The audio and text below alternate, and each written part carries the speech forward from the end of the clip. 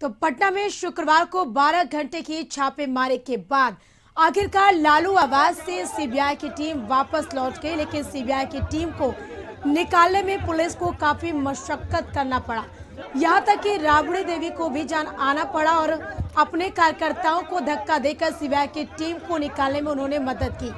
काफी हंगामे के बीच आखिरकार सीबीआई की टीम 12 घंटे की छापेमारी के बाद वापस लौट गई। हालांकि इस छापेमारी में सीबीआई को क्या क्या मिला, फिलहाल इसका अपडेट नहीं मिल पाया।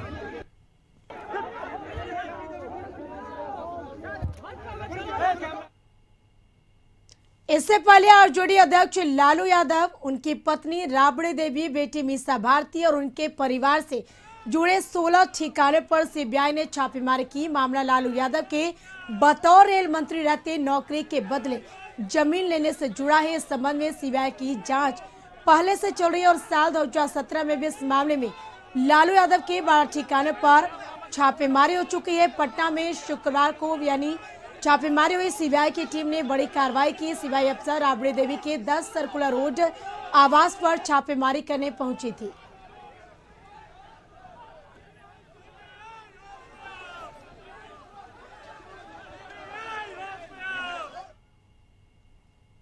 रेलवे भर्ती घोटाला मामले में लालू यादव के 16 ठिकानों पर हुई सीबीआई छापेमारी को लेकर आरजेडी नेता तेजस्वी यादव ने भी ट्वीट किया है। ट्वीट करते हुए तेजस्वी ने लिखा है कि सत्य व तथ्य का मार्ग व अग्निपथ है, जिस पर चलना कठिन है पर असंभव नहीं। देर से ही सही, लेकिन विजय सदैव सत्य की ही होती है। लड़ रहे हैं, जीत रहे हैं, लड़ते रहेंगे, जीतते रहेंगे। ए हवा जाकर कह दो, दिल्ली के दरबारों से नहीं डरा है, नहीं डरेगा लालू इन सरकारों से।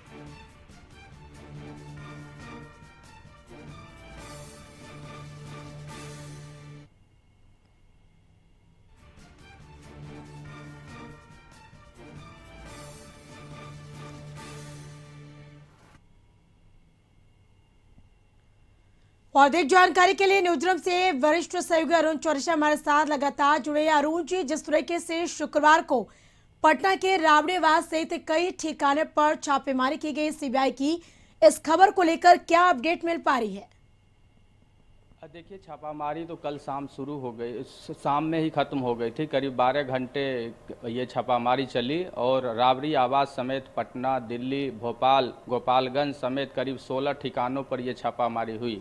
और सीबीआई ने एक प्रेस विज्ञप्ति भी जारी की है, जिसमें पूरे मामले को बताया है कि 2004 से 9 के दौरान जो रेलवे में भर्ती हुई थी उसमें कई तरह की गड़बड़ियां हुई थी और ये आरोप है कि ज़मीन लेकर अभ्यर्थियों से ज़मीन लिखवाकर, अपने रिश्तेदारों के नाम से ज़मीन लिखवाकर नौकरी दी गई थी। हालांकि इस मामले में पहले भी कार्रवाई हुई थी और 2017 में भी इसको लेकर जांच पड़ताल हुई थी, पूछताछ हुई थी। लेकिन 2017 के बाद ये मामला ठंडा पड़ा हुआ था और करीब 5 साल बाद जो है फिर से सीबीआई इस मामले को लेकर एक साथ 16 ठिकानों पर छापामारी की है। यही वजह है कि इतने दिनों के बाद, करीब मामला के 13 साल के बाद हो रही इस छापामारी को लेकर आरजेडी के नेताओं ने काफ़ी नाराजगी जताई। यही वजह है कि राबड़ी आवास के बाहर दिन भर आरजेडी कार्यकर्ताओं की भीड़ लगी रही और शाम में उस वक्त अजीबोगरीब स्थिति हो गई जब सीबीआई को निकलने में परेशानी हुई और आरजेडी की राबड़ी देवी जो पूर्व सीएम है, उन्होंने खुद कार्यकर्ताओं से आग्रह करके बाहर निकलने में सहयोग किया। यहाँ तक कि बिहार पुलिस को भी वहाँ विशेष रूप से बुलाना पड़ा। तो कहीं न कहीं जो 13 साल बाद जो कार्रवाई हो रही है उसको लेकर आरजेडी नेताओं में नाराजगी है और नाराजगी उन्होंने जगजाहिर की है। तो कहीं न कहीं ये माना जा रहा है, आरजेडी ने यह भी आरोप लगाया है कि एक राजनीति के तहत किया जा रहा है और इस मामले को जातीय जनगणना से भी जोड़कर उसने पेश करने की कोशिश की है। आरजेडी के नेताओं ने स्पष्ट रूप से कहा है कि जातीय जनगणना को लेकर तेजस्वी यादव और नीतीश कुमार एक साथ आ रहे थे, दोनों में नज़दीकियां बढ़ रही थी। इससे जो है बीजेपी घबराई हुई है और बीजेपी ने ये खेल रचा है ताकि जो मामला है वो दूसरे रूप में डाइवर्ट हो जाए। हालांकि बीजेपी के नेताओं ने इसका खंडन किया है और कहा है कि चूंकि उन्होंने गड़बड़ियां की है तो छानबीन होगी, कार्रवाई होगी, अगर वो सही है तो उन्हें अपनी बात रखनी चाहिए। तो कहीं न कहीं ये जो पूरा मामला कल हुआ है इस पर राजनीति आगे भी होगी, बयान और उसका पलटवार आगे भी होगा। बिल्कुल अरुण जी, देखिए जब से यानी बात करें तो शुक्रवार को कई घंटे छापेमारी के बाद और एक के बाद एक ट्वीट भी सामने आ रहे हैं, चाहे जीतन राम मांझी की बात करें या फिर लालू प्रसाद यादव की बेटी की बात करें। और जिस तरीके से तेजस्वी यादव के भी ट्वीट सामने आए, उन्होंने कहा है कि ना डरा है ना डरेगा लालू इन सरकारों से। अगर इस पूरे चीजों को हम देखें तो क्या लगता है, क्या बिहार में यानी बिहार की जो सियासत इसमें क्या असर दिखेगा?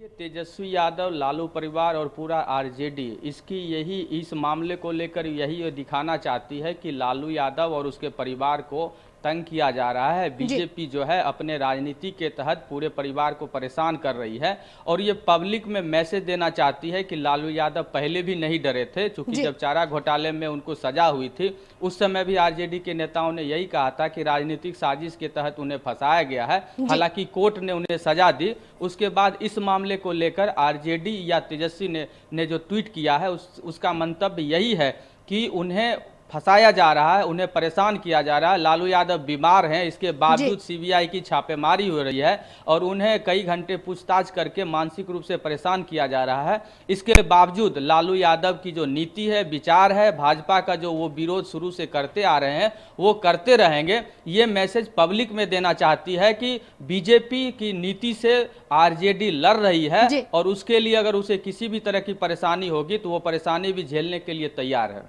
बिल्कुल, देखिए बिहार की सियासत तो गर्म हो रही है अरुण जी, लेकिन अगर कहा जाए, क्योंकि आरजेडी का ये कहना है कि भाजपा जो है वो बदले की राजनीति कर रही है, क्या लगता है, क्या वाकई में ये बदले की राजनीति या फिर एक पॉलिटिकल एजेंडा?